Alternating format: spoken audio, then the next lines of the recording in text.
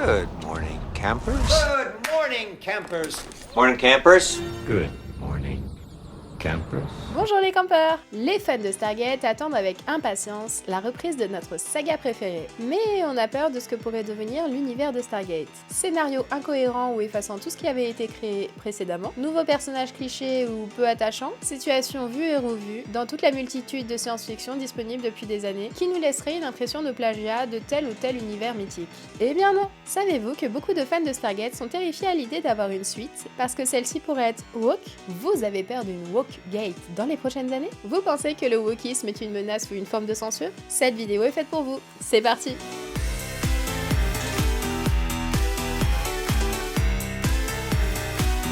Plusieurs points pouvant rappeler des traumatismes, merci de prêter attention aux possibles déclencheurs. Commençons tout d'abord par définir l'idéologie woke. What? Eh bien, le wokisme, ça n'existe pas. Merci, c'est tout pour moi, on se retrouve de l'autre côté. Le wokisme est une excuse agitée par les conservateurs pour délégitimer les luttes sociales, notamment la diversité et l'inclusion. Le mot woke signifie éveillé. Peu de personnes se disent woke, sauf de manière ironique. Mais par contre, aujourd'hui, certains militants se réapproprient ce terme, notamment pour assumer pleinement ce que les réactionnaires détestent. C'est très commun dans les luttes sociales de se réapproprier les termes utilisés par les conservateurs. Par exemple, aux USA, le terme queer, la lettre Q dans LGBTQ+, était au départ une insulte. En France, les homosexuels se sont réappropriés les insultes pour les porter fièrement. Le triangle rose était le symbole utilisé par les nazis pour marquer les homosexuels envoyés dans les camps de travaux. L'association ACT UP s'est réapproprié ce logo. Donc oui, certains militants peuvent se revendiquer woke. Avant, on avait l'appellation Social Justice Warrior, traduction guerrier de la justice sociale. Mais je pense que les détraqueurs ont fini par comprendre qu'il n'y avait aucun mal à se battre pour le droit des autres. Et le terme woke a fini par prendre sa place parce que beaucoup moins explicite. Les gens le répètent sans en connaître la signification. Les réseaux sociaux ont permis de faire entendre la voix des personnes marginalisées. Et leur discours a résonné chez d'autres personnes. Elles n'étaient pas les seules à vivre ces difficultés. Racisme, sexisme, validisme, etc. Tous ces témoignages ont pris de l'ampleur. De plus en plus de personnes ont écouté leur vécu. Et cela a permis l'accès à d'autres plateformes comme les séries télé, les plateaux, les films, etc. On a donc pu de plus en plus se rendre compte des problèmes systémiques, avoir accès aux recherches sociologiques et politiques des diverses oppressions et mettre en place des outils pour la recherche de l'inclusion, l'équité et la diversité. Pour citer Kermaron, vous parlez de culture woke, nous parlons de respect mutuel. What was it he said that got everyone so upset? Be kind to each other. Oh yeah, that'll do it.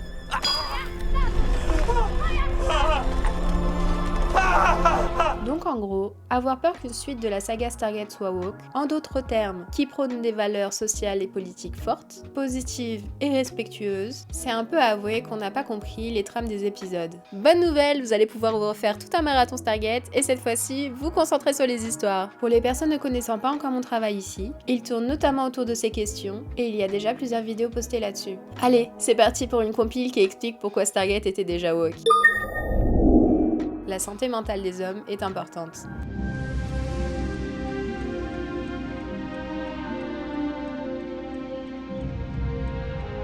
You were willing to commit suicide because your son had recently died. He shot himself with your gun, right?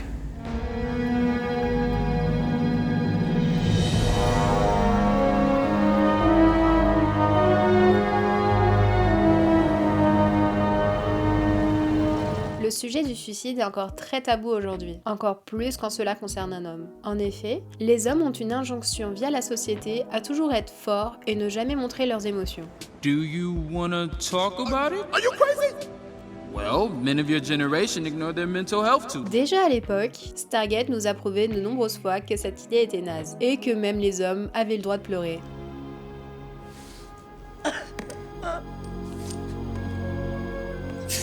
Stargate a aussi parlé d'un sujet très important que j'aborderai plus profondément dans une prochaine vidéo. Il s'agit du viol sur les hommes. The Messenian hero Pelops, who fought in this winged chariot, hurling lightning.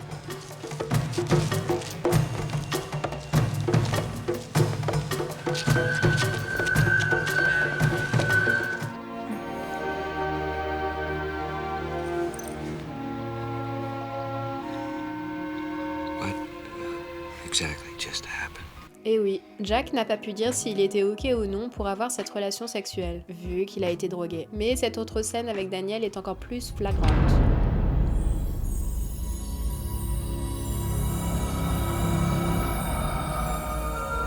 Now that Ra is gone, we are finally free to rule this planet.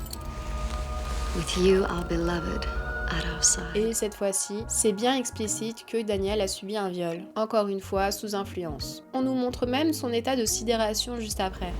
Daniel? You okay? Where is she, Daniel? Passons à la suite. Que cela soit fait de manière subtile comme un simple détail dans un décor, I'm back at the beginning of the level. You're so full of yourself. No. ou en faisant directement des citations d'œuvres d'activistes, Big Brother's got nothing better to do. ou encore en pointant explicitement les suprémacistes blancs et leur idéologie eugéniste, You're the same. Every damn one of them's the same. Stargate m'a aussi appris que l'on pouvait avoir des amitiés hommes-femmes. Et oui, c'est aussi du féminisme de ne pas considérer les femmes obligatoirement comme des amantes. Was there ever anything between us? No, not in that way. We were really, really good friends. Congratulations. Kenan is a father. You knew that we were... I could tell. The way you talked about him. Yes. He is the father. I'm sorry. I will find him. He's still alive, I feel it. We'll find him. Together. I promise. Come on. Let's go get you checked up. Mais m'a aussi appris le respect d'autrui, quelle que soit leur race. We have to show respect. We have to get down on the ground. On the ground? There's no way I'm getting down on Colonel, this is the way their social order works. We have to show submissiveness to show that we're not a threat, that we're not challenging them. We have to get down on the ground, and that is all we have to do.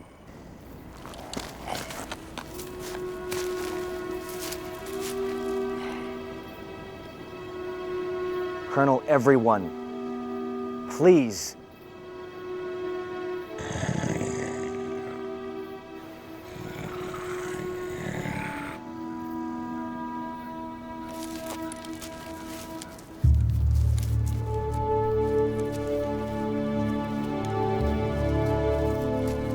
It is my hope that we can learn from our differences, that they bond us together, make us stronger. Just because we do things differently doesn't mean we can't learn from each other. Ou leur genre. The symbiote does not have a gender. Selmak s'identifie d'ailleurs en tant que she, donc elle, au début de sa relation avec Jacob. Selmak is a wonderful talker. She is selfless and caring. She's good company. She has a wonderful sense of humor. Puis en he, donc il, à partir de l'épisode 12 de la saison 3, influencé par son partage avec Jacob. Selmak. He's dying. Passons à la suite. Littéralement, chaque épisode de Stargate est construit par la découverte d'une chose horrible ou d'une erreur commise, et une façon de réparer cela en ayant un autre point de vue. Salut! Nos héros sont toujours à la recherche d'un autre chemin, d'une autre option, d'une autre solution. C'est un énorme trait scénaristique et je vous ai d'ailleurs partagé un montage en début de semaine en preuve supplémentaire. Et tout ça, les guetteurs, c'est du wokisme. Vous pensez que mes exemples ne sont que du bon sens? Eh bien oui, les luttes sociales, c'est du bon sens. Bienvenue dans l'univers des militants. Devoir se battre contre des gens qui te répondent que t'es woke quand tu demandes juste du respect. C'est ok de faire des erreurs. J'en ai fait aussi et je vais continuer à en faire. L'important est d'écouter les concernés, de présenter ses excuses et surtout de changer son comportement. Tiens, ça me rappelle vachement le comportement de Jack dans tous les scénarios. La saga est loin d'être parfaite. SG1 se passe principalement dans les années 2000 et donc une société bouge, évolue, car elle est vivante. Certaines personnes considèrent que maintenant, à cause de l'idéologie woke, on ne peut plus rien dire, que nous sommes censurés. For years, my ancestors were forced to record the true history of our people in secret, beyond the eyes of the Goa'uld. Is that what I think it is? The contents of the library.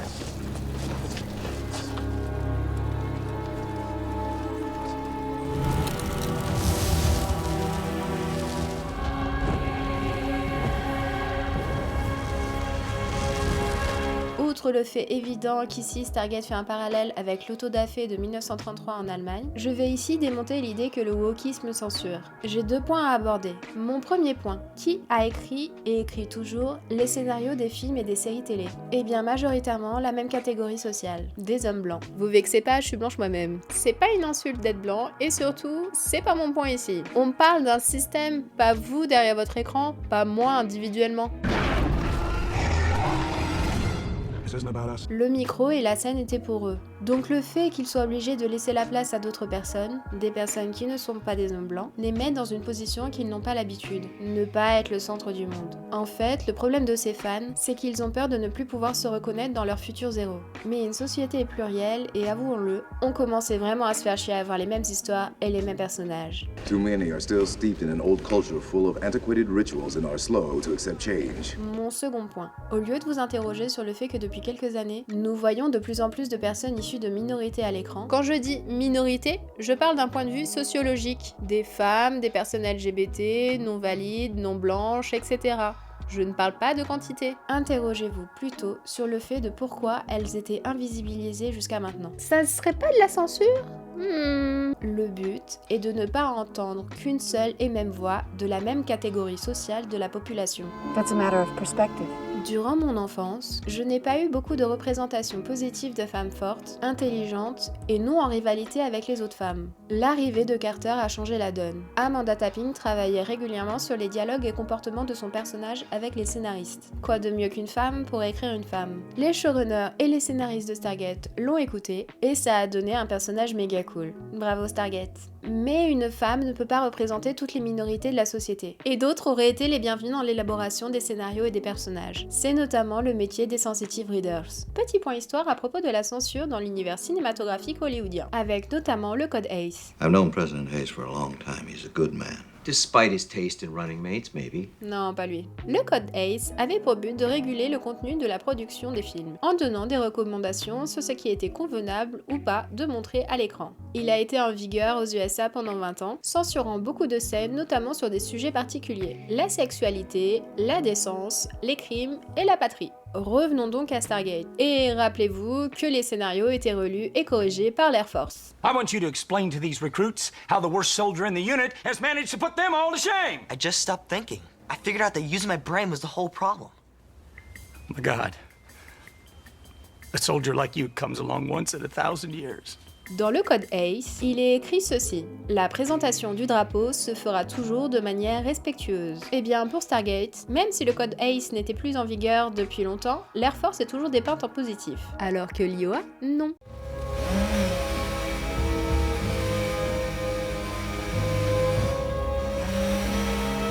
Mais nous reviendrons sur l'importance qu'a eu l'Air Force sur Stargate dans une prochaine vidéo. Sur toute la saga canonique, nous avons dû attendre 2009, soit la première saison de Stargate Universe, pour avoir enfin la première représentation de couple LGBTQ+. Is it really you?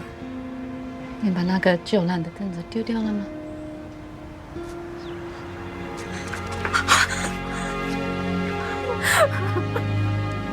You got rid of the ugly chair. Yeah.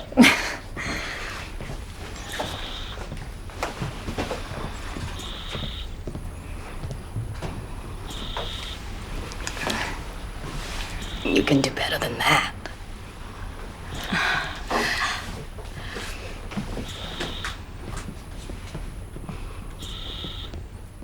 Puis en 2018, dans Origins. Why does he keep taking your hand? Local costume, I believe. I don't know. Nobody's ever tried to take my hand.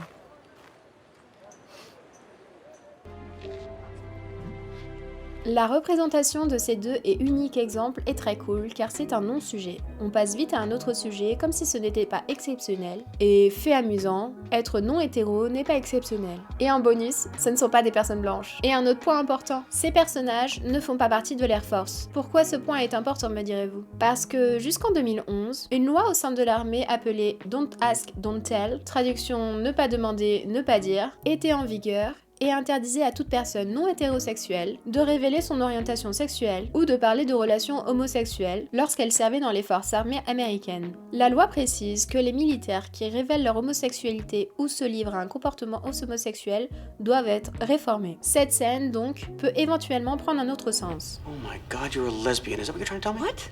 No, McKay. Well, no, because I think I thought. Oh, Il existe d'ailleurs une scène coupée entre Vega et Keller. Elle aurait été très cool car Vega fait partie de l'Air Force. Pour ceux qui vont me dire, bah non, Keller a fini avec McKay, et puis elle a un crush sur Ronan, donc elle est hétérosexuelle. Vous savez qu'elle peut être bi, et puis Vega aussi d'ailleurs. On n'en sait rien. Dans tous les cas, dommage que cette scène a été coupée. Surtout au niveau des dates avec la loi Don't Ask, Don't Tell. Notons quand même que nous avons une petite avancée sur la question avant Origins ou Universe. I don't know, you dating anyone? You mean like a woman? Or a man? I notice you've assigned a woman. Were you afraid that I might corrupt one of your impressionable young men? No, I just thought I'd save someone the trouble of having to rebuff your advances. How do you know you succeeded? Dans cet article, Braithwaite est le premier à admettre qu'il aurait pu faire les choses différemment. Avec le recul, il considère que la faible représentation des LGBT dans la série est une chose qu'il changerait. « J'aurais aimé que nous le fassions plus tôt », déclare-t-il en expliquant que sa fille lui en a parlé. « L'une de mes filles est homosexuelle. Elle m'a dit qu'il n'y avait pas assez de personnages gays dans Stargate et je lui ai répondu qu'elle avait raison. » Fidèle à sa parole, Braithwaite a ajouté un personnage lesbien à la distribution principale du univers. Nous l'avions enfin abordé et nous aurions probablement dû le faire beaucoup plus tôt. Donc les réactionnaires qui disent « Ok pour une suite Stargate, mais seulement si Braithwaite est aux commandes et que ce n'est pas woke », c'est raté. Vous n'aurez pas l'un sans l'autre. Restons sur la censure avec la cancel culture. Sorry, the what? Ce sujet revient régulièrement en France et aux États-Unis. Les personnes utilisant le terme woke pensent que ces justiciers sociaux portent atteinte à leur liberté d'expression. Je rappelle que la liberté d'expression est limitée par la loi. Et oui, le sexisme, le racisme, etc. sont punis par la loi. Donc avant de dire « j'utilise mon droit à la liberté d'expression pour dire des atrocités », relisez la loi. These rules exist for a reason, doctor. Donc je disais la cancel culture. What?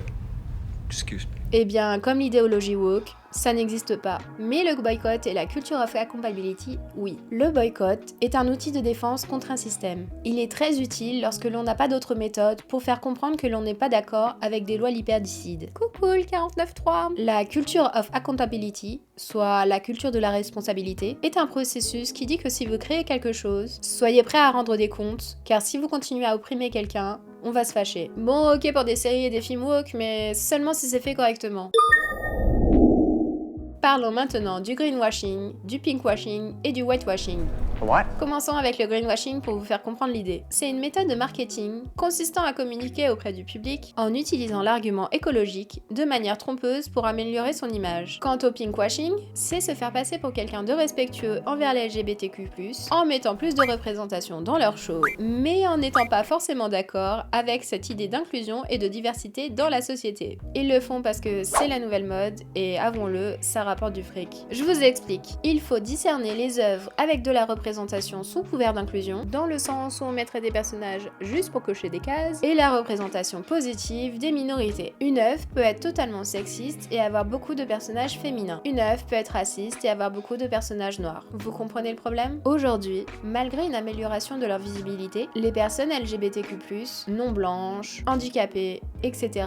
sont toujours minoritaires ou représentées de manière stéréotypée. Il faut que les scénaristes et auteurs comprennent qu'il faut que le vécu d'un personnage issu d'une minorité donne un plus à l'histoire, un regard différent des problèmes que l'on voit d'habitude. Et pas juste mettre un personnage issu d'une minorité pour, comme je vous le disais précédemment, cocher la case inclusion ou tomber dans une écriture stéréotypée de son personnage. D'où l'importance de laisser aux concernés d'écrire eux-mêmes leur scénario et de les embaucher pour corriger nos œuvres lorsque nous ne sommes pas concernés par le sujet. La qualité des représentations est primordiale. Passons ensuite au whitewashing, avec notamment le complexe du sauveur blanc, soit le white saviorisme. What? Je vous lis la définition. Le terme sauveur blanc est une description critique d'une personne blanche qui est décrite comme libérant, sauvant ou élevant des personnes non blanches. Il décrit un modèle dans lequel les personnes non blanches se voient refuser toute liberté d'agir et sont considérées comme les bénéficiaires passifs de la bienveillance blanche. Si vous ne voyez pas le rapport avec Stargate, sachez que le film Stargate est cité dans les exemples de films pour décrire ce complexe. Mais il n'y a pas que dans le film. On retrouve très souvent cette trame. Par exemple, avec les Shavadai, ou dans le premier épisode de SG1, avec la réponse de Teal'c. I can save these people! Help me! Help me. Many have said that.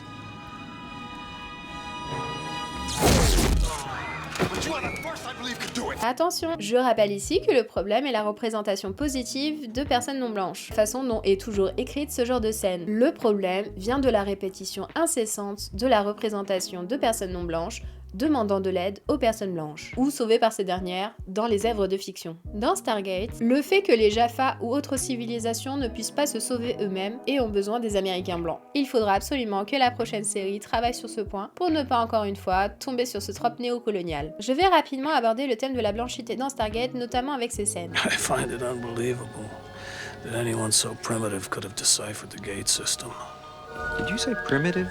These people are even more primitive than you. They're all as primitive or more primitive than you are. That's why we have so strongly resisted sharing what we know with more primitive societies. Les Tolan pensent que les Terriens sont jeunes par rapport à d'autres civilisations, mais ce ne sont pas les seuls à le penser. You of all people should know. I am uniquely qualified to know just how technologically infantile the human race is.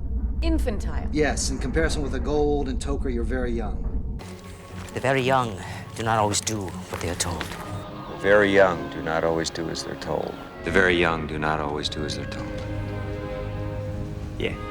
They called us very young, which I suppose is a hair more polite than calling us primitive, but same idea. Et si tout cela n'était qu'une simple réflexion pour nous faire comprendre que nous ne sommes pas le centre de l'univers? Et si, de notre point de vue à nous, téléspectateurs, l'ASF nous faisait comprendre que le point de vue occidental n'était pas le seul et unique regard? Stargate met même en avant que cette idée de hiérarchisation entre civilisations est problématique. You know, we prefer less advanced. I wish you would stop calling us primitive. Mon point de vue maintenant. Pourquoi lorsqu'on fait parler des blancs sur cette question, on comprend l'idée que la hiérarchisation des civilisations c'est pourri, mais qu'on est beaucoup moins sensible à la question lorsque ce sont des personnes non blanches qui en parlent. What gives you the right to come into our country and steal valuable artifacts? You call yourself a scientist? You're nothing but a thief. And you think you're better than me. Eh bien, c'est un exemple de la blanchité. Les Tolan et les Tok'ra sont des races évoluées par rapport aux Terriens et sont blancs. Je parlerai de la question de la blanchité dans Stargate beaucoup plus en détail dans une prochaine vidéo. En attendant, j'espère que vous avez compris l'idée du whitewashing, du pinkwashing, du greenwashing, etc. Maintenant, si vous avez envie de revoir Stargate avec un autre point de vue, je vous invite à vous abonner à ma chaîne. Vous l'avez compris, je suis une très grande fan de la saga Stargate. Mais aimer quelque chose ne veut pas dire qu'on ne peut pas la critiquer et être consciente que certaines scènes étaient mal écrites. And there's a difference between devotion and blind submission. Pour rappel, la science-fiction est une métaphore à notre propre monde. Elle nous fait nous interroger sur nos existences et notre façon de penser ou de vivre. There are two ways and two ways only to control a society. Through fear or through hope. Donc au lieu d'avoir peur qu'une suite de Stargate soit woke, qui vous fera découvrir des trames scénaristiques que vous n'avez jamais vues ailleurs, ayez plutôt de l'espoir qu'elle soit encore plus géniale qu'est-ce qu'elle a été à l'époque. En fait, tout ce que demandent les minorités, c'est d'avoir un peu plus d'empathie et de compassion pour les autres. Part of being human is having compassion. Learning to forgive. Yes. I'm not there yet. Si vous êtes fan de Buffy contre les vampires, vous avez le compte Instagram Buffy contre le patriarcat, ou si vous êtes plutôt fan de la série Friends, vous avez le compte Instagram Ross Geller is not a nice guy, où vous pouvez retrouver énormément d'articles qui décortiquent des scènes ou des tropes scénaristiques problématiques dans ces séries. J'ai mis plusieurs mois à écrire cette vidéo parce que la politique et les sciences sociales sont des choses importantes pour moi, et que je vois régulièrement le mot woke popper dans les commentaires ou les forums de Stargate. Et j'en ai marre de lever les yeux au ciel. Politics doesn't interest you. Why? Because it's fatally boring. Because you have no interest in changing a world that suits you so well. J'ai essayé d'être la plus synthétique possible et de toute façon mes autres vidéos feront le reste. Calmez-vous les guetteurs, on se revoit de l'autre côté de la Woke Gate, ça va bien se passer.